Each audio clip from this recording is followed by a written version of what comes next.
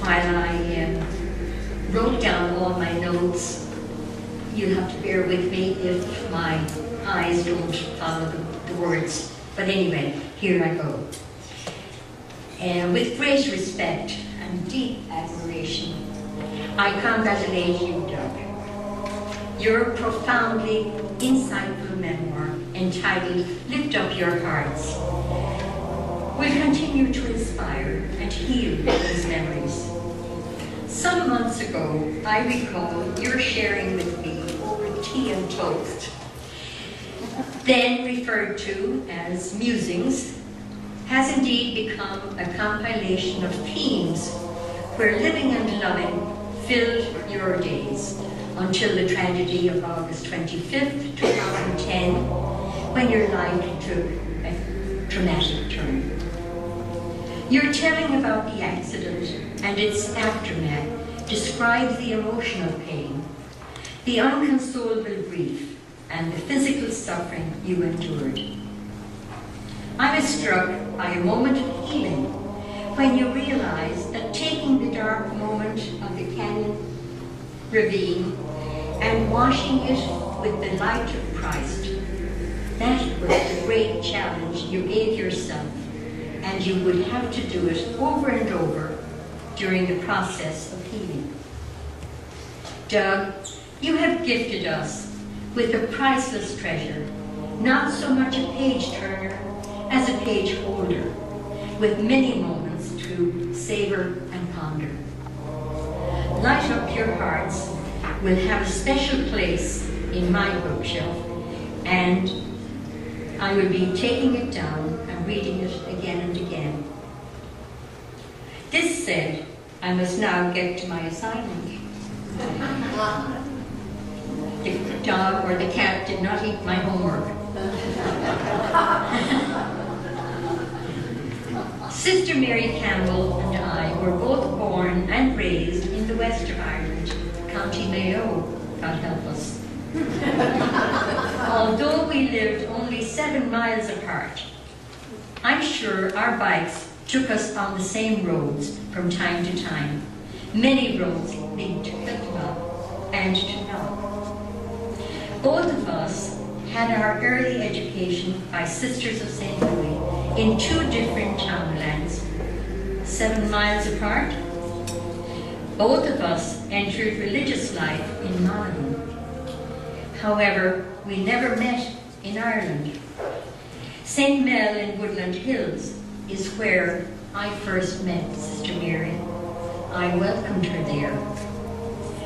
In those days, sisters were moved to other teachings, posts that were vacated or as the need arose, and I was missioned off to, or bussed off, or carried off to Our Lady of Refuge in Long Beach. I was 10 years at St. Mel's. I knew every stick and stone, and I left Mary with lots of souvenirs that I had in school. I remember Mary's classroom was inviting, with attractive bulletin boards, artistic designs, displaying a state-of-the-art learning environment. Doug writes about Mary's life at Our Lady of Malibu, chronicling her engaging ways of enabling children to see the magnificence of God's creation. He also describes Monsignor's and Sister Mary's walks in the OLN gardens, where they had their evening prayer at one of the shrines, their strolls up the brick steps, where they sat afterwards and observed the sun setting. Doug considered Mary as a dedicated caregiver for her aging and quite fragile friend, Monsignor.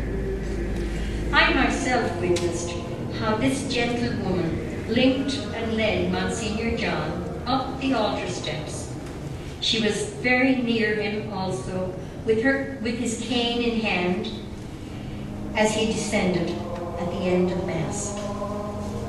Mary was well loved by her family, by her esteemed and esteemed by her fellow teachers and by her students and by her peers in religious life. We loved her in community. She was fun. I remember one night, this is an aside, where somebody had dropped in some clothes and thinking sisters might want to change into habits or from habits sometime. So Mary went up, dressed, came down, and we were all in the rectory, and she had her high heels on.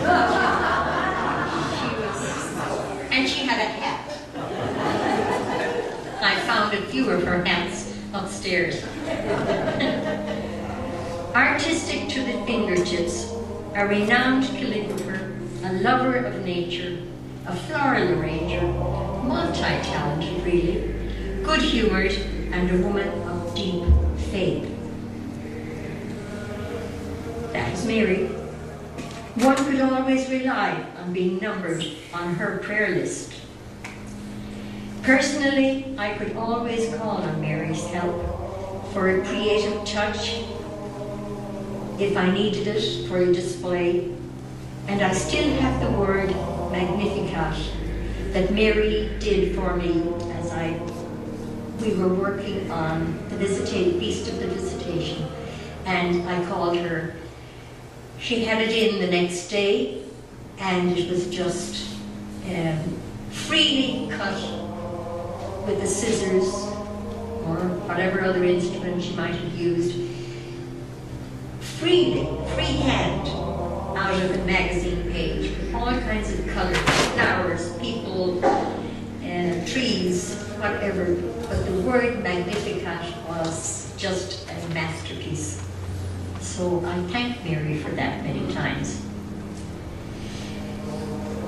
Personally, I miss her.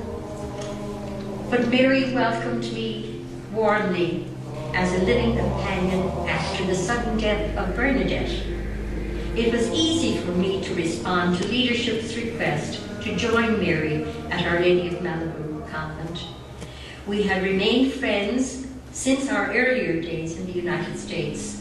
Indeed, we took up where we left off and played catch-up over cups of tea. Chapter 17 is my next assignment, carrying forth Mary's signs of faith. Chapter 17 is really one of the briefest of the chapters. And the message of the theology of kindness is portrayed most poignantly, despite the brevity. And we had reflections on that by Father Bill. Doug brings to our awareness how Monsignor John expressed gratitude for the blessings he received throughout his life. I quote, "We are richly blessed by the positive encouragement of others who come alongside us at the most difficult times in our lives and hold us up," end quote. Personally, I can relate to this. The fact of human compassionate caring is always welcome. I recall being supported and lifted up during times of personal tragedy, hardship, breathing times, and all other struggles that I may have shared. I felt grateful for the loving, caring words of encouragement, as well as the hugs and gestures, the bereavement notes, the visits, the warm expression of sympathy. Yet I often regretfully fail to tend to others' needs, either because I procrastinate or, more regretfully, I don't want to be bothered at a particular time, or maybe I'm afraid I may say the wrong thing in response, thereby adding to the person's suffering with a certain cliche or other word that is not appropriate at the time. In this chapter, that's chapter 17, Doug conveys some examples of how our faith life, can make all the difference in the faith life of another.